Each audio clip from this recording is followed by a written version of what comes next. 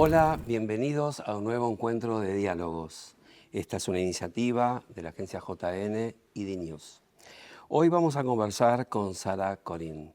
Sara es la mamá de Avi, uno de los, si no fue el primero, el segundo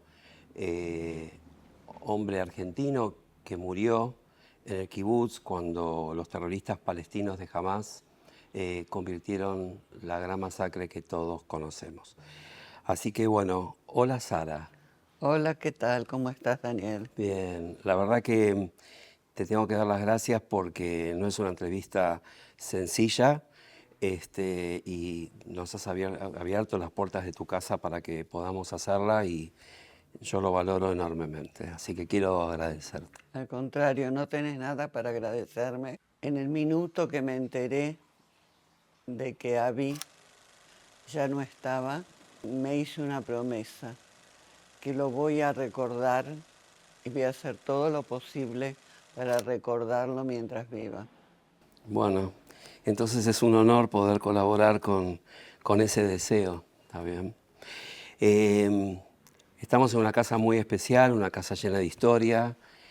Para aquellos que no conocen, hay familias ampliadas alrededor de la familia Corín, de Moishe, que falleció hace poco, tu esposo, un hombre muy importante en la vida judía de la Argentina, el Sholem Aleichem, donde ustedes transitaron la vida y nosotros también como alumnos. Así que es realmente muy conmovedor e importante para mí dejar registro personal de esta etapa de tu vida. Bueno, es tanto lo que podemos conversar que se me ocurre preguntarte cómo era. Tengo el recuerdo que ustedes viajaban mucho a Israel. ¿Cómo era el kibutz donde vivía Avi? Si es el mismo donde él hizo Aliyá, entiendo, de muy joven. ¿Cómo era esa vida de Avi, sionista, decidió hacer Aliyá? ¿Cómo era esa etapa que no muchos conocen, salvo la Tnuá y la gente que lo acompañó, ¿no? Bueno, Abby a los 18 años decidió hacer Aliyá y como fue con un grupo, le designaron un kibutz cerca de Jerusalén, un kibutz que ya tenía pues, bastantes años, pero él prefirió eh, ir a un kibutz que recién se había ubicado en el lugar, recién empezaba a trabajar la tierra, recién empezaba a poner sus bases. Estamos hablando de Olit, donde él. Estamos hablando de Jolit, ¿sí? Sí. Que está casi al sur de la Franja de Gaza, unos 3 kilómetros. O sea, lo eligió, no como Jerusalén o Jerusalén, ahí hubo una elección. Ahí hubo una elección. Él quiso empezar, quiso ser de los primeros, quiso ser de los fundadores y se unió a ese grupo de jóvenes, muchachas, muchachos, ya había niños también, y empezó su vida ahí y ahí fue su lugar en el mundo. Donde también realizó su familia, su vida familiar, su Sí, esposa, ahí. por supuesto, ahí encontró su prometida, se casaron eh, y después de unos años nos dieron 3 bellísimos nietos, pero de una sola vez, que son los famosos trillizos, Ido y Ael y Ela. Recuerdo de mi juventud y, por qué no, de mi infancia, de que ustedes viajaban y mucho. ¿Cómo eran esos encuentros, esos tiempos que compartieron? Claramente, época de soltero, de casado, otra con nietos, pero ¿qué recordás, digamos, de esas visitas tuyas con Moishe y visitando el kibutz y a Avi? Siempre era lindo llegar al aeropuerto de Ben Gurión, siempre mucha emoción cuando el avión ya estaba casi aterrizando y volábamos sobre Tel Aviv. Sabíamos que Avi nos esperaba, que la familia de Avi nos esperaba. Después vinieron los trillizos Se disfrutó. Sí, sí, por eso te digo, lógicamente te hablo, por eso empiezo por la llegada, porque siempre la llegada es muy linda Hoy en día y también. las despedidas son difíciles. Pero bueno, en lugar de elegir otros lugares, elegíamos cuando viajábamos ir a Israel para ir a ver a la familia. Yo también tengo un hermano con una familia muy numerosa y tengo muchos amigos y gente de la vida. El tiempo que estábamos no nos alcanzaba para visitar a todos, Claro. pero por supuesto que la prioridad siempre era Avi, su familia, estar en el kibutz, participar de un Kabbalah Shabbat, Qué lindo. es- estar con ellos, salir, hacer un paseo, caminar por el campo, ver que a él le encantaba la naturaleza, era un amante de la naturaleza. Y yo creo que es un artista anónimo porque sacaba hermosísimas fotos, Era muy modesto, dicen. era muy modesto, nunca quiso publicarlas. Sí. Y las fotos hablan de él porque uno toma y elige y su ojo miraba lo que era él y él reflejaba en sus fotografías lo que él era, la libertad, el espacio abierto, los amaneceres, la luz, las estrellas, los pájaros volando, los animales corriendo por el campo, una flor, eh, un- una abejita posada en una flor, las gotas del rocío sobre los pétalos. Y bueno, esa era su sensibilidad. Él era así. Él si entraba en algún bichito a la casa, él no permitía que se lo mate, sino que con una hojita o con algo lo sacaba afuera para que siga viviendo y eso es lo que le enseñaba a sus hijos. Yo quiero justicia, la voy a pedir porque vos dijiste en tu introducción que Abby murió. Abby no murió y eso lo sabemos por la documentación que recibimos. Abby no murió. Abby cayó en defensa de su población porque él era Responsable de la el seguridad. responsable de la responsabilidad del kibutz. Y Abby aprendió los últimos 20 años a dormir con un ojo abierto y un ojo cerrado y 3 teléfonos alrededor suyo. Y Abby tenía un oído muy especial, muy entrenado, y Abby salió, porque lo vieron, Abby salió el primero, uno de los primeros, Abby salió de su casa y también por la documentación, Abby peleó contra los terroristas. Se habla de muchos terroristas alrededor de él muertos. Así lo encontraron después de una semana. Sí.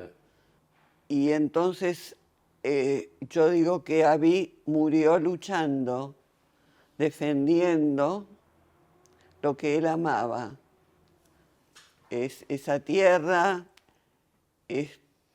Abby era muy argentino también porque era un hincha fanático de Boca. Y él gozaba cada partido y miraba cada partido en estos 30 años y se comunicaba con sus hermanos cuando Boca ganaba, pero también aprendió a querer a esa tierra en la cual eligió vivir y Abby cayó como un héroe y está enterrado en el cementerio militar de Kfar Saba. Fue enterrado con todos los honores y por eso Abby le encantaba la vida y él no murió, tampoco lo mataron. Abi murió luchando. Tu hijo Dani, hace poco hubo un homenaje, un acto por los 2 años del 7 de octubre, y Dani leyó una frase muy poderosa del pueblo judío: Kol Israel Arevim Zelase. Me gustaría que la expliques. Con Israel Arevim Zelase quiere decir que todo judío es responsable por otro judío. Yo la ampliaría y yo diría que cada hombre es responsable por su semejante y y por cualquier ser humano. Porque creo en eso, porque así lo educamos, pero bueno, él contra su voluntad tuvo que salir a matar, porque él estaba, esa noche, él estaba en su casa, sus hijos estaban en su casa, su esposa estaba en su casa, y todos los demás estaban plácidamente durmiendo en un amanecer de Simchat Torah. Y estas hordas terroristas entraron sin piedad, quemaron, abrieron vientres de mujeres, tiraron bebés a un horno, tiraban a mansalva y bueno, y tenemos que defendernos.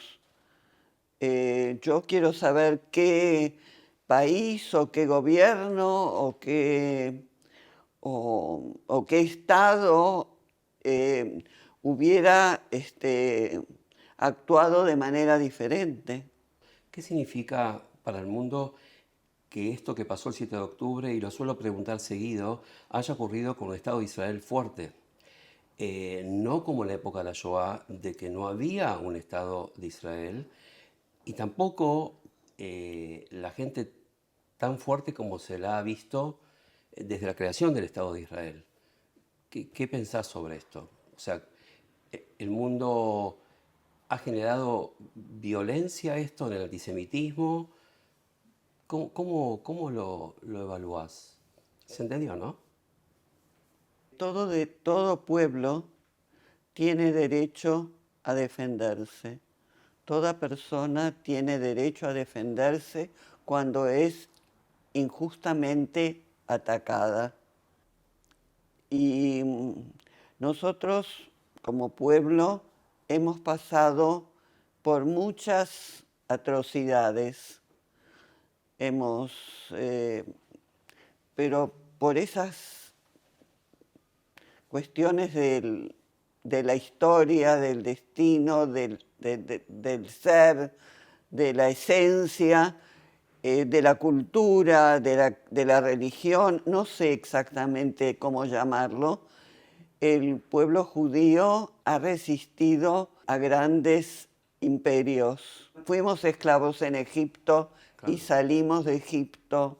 Fuimos llevados como cautivos a Babilonia, fuimos destruidos por Roma, el segundo Bet Hamikdash, el segundo templo, fue destruido por los romanos. Después pasamos por las cruzadas, pasamos por la Inquisición. Ni las hogueras de la Inquisición pudieron acallarnos. Y seguimos transitando por el mundo. Y después vino el Holocausto. Y nosotros estamos aquí y yo te estoy contando una historia. Y mis abuelos de parte paterna y todos mis tíos fueron víctimas del Holocausto. Y yo sigo aquí, soy la madre de Abi, que también cayó en un holocausto y nunca lo había pensado. que iba a ser así.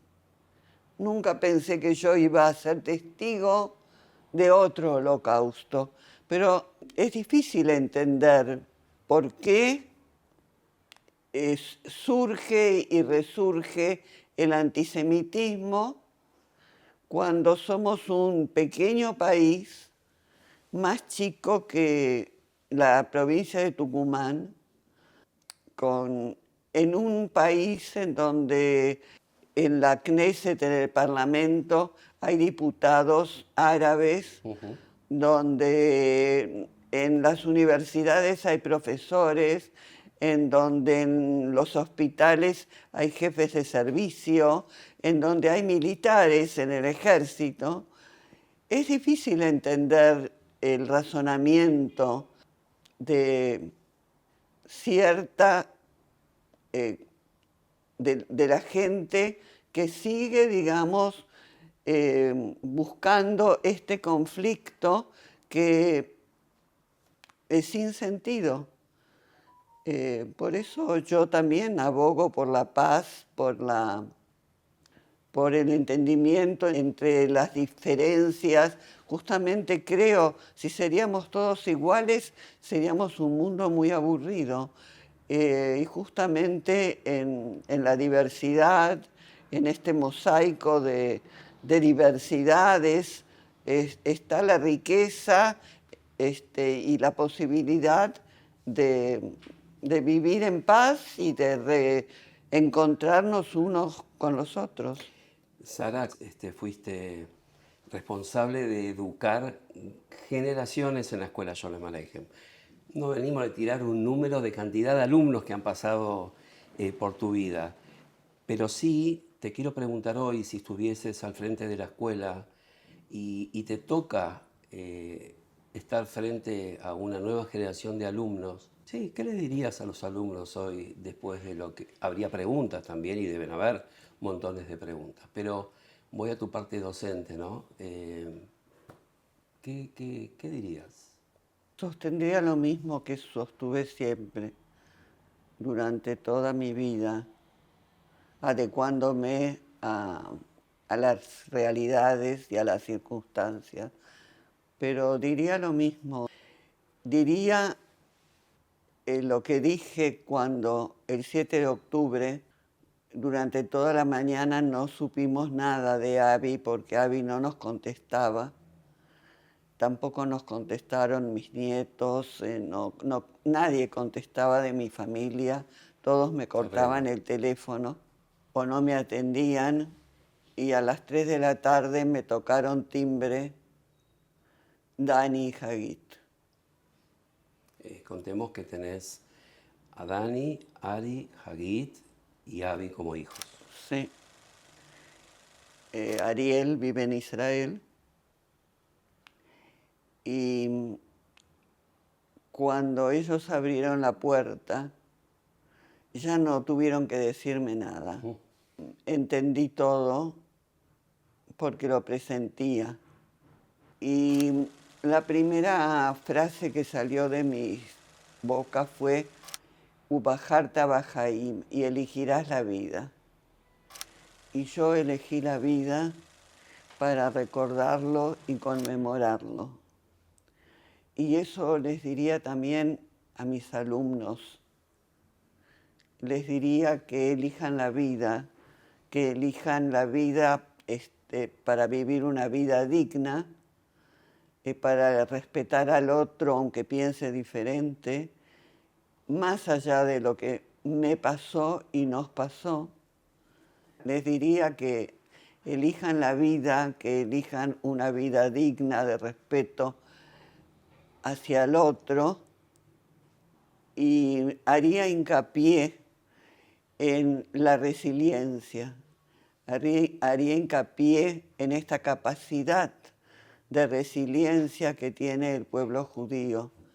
Hay algo en la esencia de nuestro pueblo, no sé si es un gen histórico, si es un gen cultural, si lo vamos transmitiendo de generación en generación, pero apostamos, a pesar de todo, apostamos a la vida y seguiría construyendo en ese sentido. Bien. Casi para terminar, hablaste de las cosas que no se entienden. Hay muchas familias en la familia del pueblo judío que han perdido hijos, maridos, como vos dijiste al comienzo, hermanos. No obstante eso, después de Yom HaZikaron, que es el día de recuerdo, en Israel se baila y se festeja. Algo que no se puede tal vez entender salvo nosotros. Pero en este caso, porque te ha tocado sufrir particularmente la partida de Abby, ¿cómo observás eso que no se entiende fácilmente, salvo nosotros, pero cómo lo ves después de lo que pasó? Esto que seguramente todos los días lo vas a recordar, y Yom HaZikaron, pero si estás en Israel y por qué no acá también, se va a festejar el Día de la Independencia al día siguiente. Porque tiene que ver con la resiliencia.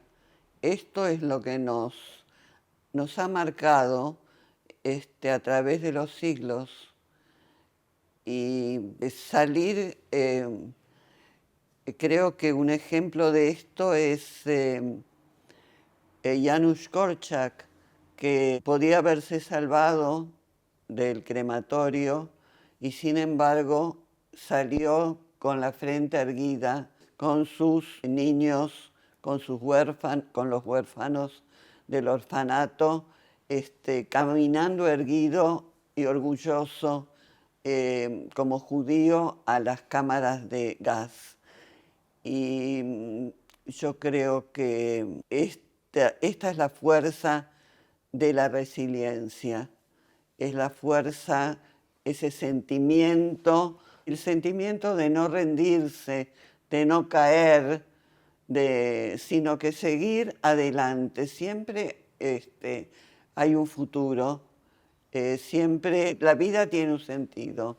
Estamos aquí por algo y cada uno tiene un objetivo para cumplir. No quiero terminar esta entrevista sin nombrarlo a Moishe, a mi esposo. Fue mi compañero durante 65 años o más. Y después de lo que pasó con Abby, después que Abby se fue de este mundo, él lo hace de alguna manera, no lo pudo nombrar, no pudo hablar, no pudo poner en palabras su dolor, porque él no concilió, no hizo las paces con el hecho de que un padre tiene que decir Kadish por su hijo. El Kadish es el rezo, la oración que los judíos efectuamos ante el fallecimiento de alguien o recordando a un ser fallecido. Perdón. Bueno, él no aceptó, en su fuero muy interno, él lo dijo, pero no lo aceptó.